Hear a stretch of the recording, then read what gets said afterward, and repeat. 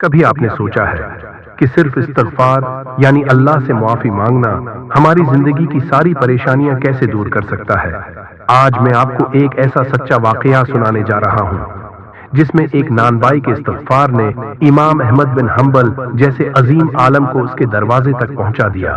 یقین مانیے یہ کہانی سن کر آپ کے دل میں استغفار کی طاقت کا یقین اور بڑھ جائے گا۔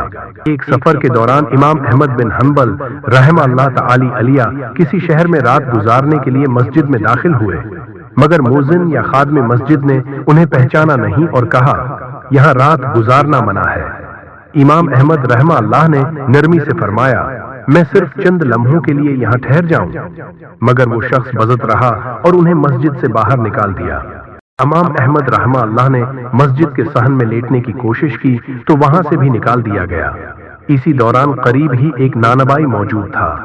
اس نے امام احمد کی حالت دیکھی اور کہا، آئیے میرے گھر چلیے، میں آپ کو اپنے ہاں پناہ دیتا ہوں۔ جب امام احمد بن حنبل رحمہ اللہ نانبائی کے گھر پہنچے تو دیکھا کہ وہ شخص ہر وقت استغفر اللہ پڑھ رہا ہے۔ روٹیاں پکاتے وقت، گوندھتے وقت، اٹھتے بیٹھتے ہر لمحہ اس کی زبان پر استغفار جاری تھا۔ امام احمد رحمہ اللہ نے پوچھا، تمہیں اس کثرت استغفار سے کیا فائدہ ہوا؟ نانبائی نے جواب دیا، جب سے میں نے یہ معمول بنایا ہے، جو بھی دعا مانگتا ہوں اللہ تعالی قبول فرما دیتا ہے، سوائے ایک دعا کے جو ابھی تک پوری نہیں ہوئی۔ امام احمد رحمہ اللہ نے فرمایا، وہ کون سی دعا ہے؟